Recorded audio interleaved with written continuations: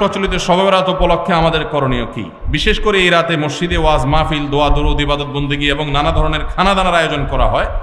কোরআন সুন্নাহর আলোকে এগুলো ঠিক কিনা জানালে উপকৃত হবে। শবে বরাতে কি ভাগ্য নির্ধারণ হয়?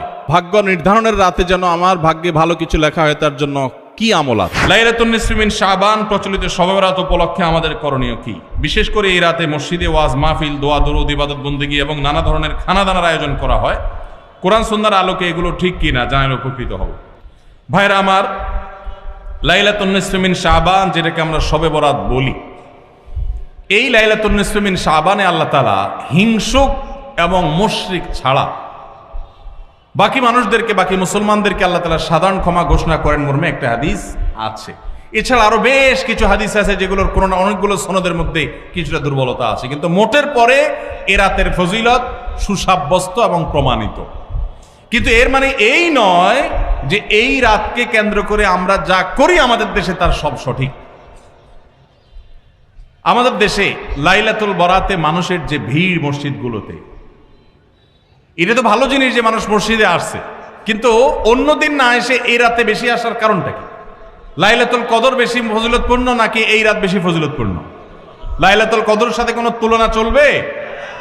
সেই রাতে মানুষ কি এত বেশি ইবাদতের চেষ্টা করে? তাহলে এই রাতে এত বেশি চেষ্টার রহস্যটা কোথায়? রহস্য হলো আমাদের দেশে মানুষ মনে করে যে এই রাতে ভাগ্য ঠিক হয়, অতএব সারা বছর যাই করি না করি এই একটা রাত মসজিদে গিয়া আল্লাহ বিল্লাহ করে যদি সারা বছরের ভাগ্যটা ঠিকঠাক করা যায়, এরপর আর মসজিদে যায় কেনা। এই চালাকি করলে কি ভাগ্য ঠিক হয়ে যাবে? ভাইরা আমার, লাইলাতুন নিসফি মিন শাবানকে কেন্দ্র করে বহুবিধ বিদআত, বহুবিধ বাড়াবাড়ি, বহুবিধ কুসংস্কার আমাদের সমাজে আছে। এক সময় তো প্রচুর পরিমাণ পটকা ফুটাফাটি চলতো। আলহামদুলিল্লাহ, প্রশাসনের ভাইয়েরা প্রতি বছর নিষেধাজ্ঞা আরোপ করেন এবং এটা অনেকটা কমেছে, যেটা আমাদের নিরাপত্তা হুমকির মধ্যে আমাদেরকে ফেলে। দ্বীনের নামে আমরা কখনো সেগুলো করতে পারি না। অনেক মসজিদে আলোকসজ্জা করা হয়। আলোকসজ্জা তো আপনি এমনিই করেন সারা বছর, কিন্তু এই রাতকে কেন্দ্র করে আলাদা করে আলোকসজ্জা করা, এই রাতকে কেন্দ্র করে ওই যে হালুয়া রুটি খাওয়ার একটা ব্যাপার এখনো আমাদের দেশে কোথাও কোথাও আছে। অনেকে মনে করে নবীজির দাঁত মোবারক শহীদ হয়েছেন উহুদের ময়দানে, তো তিনি হালুয়া খাইছেন, সেজন্য আমরা ভালো দাঁতে হালুয়া খাই। নবীজির দাঁত ভাঙা হালুয়া খাইছেন, আমাদের আস্ত দাঁতে আমরা কি খাই? হালুয়া খাই।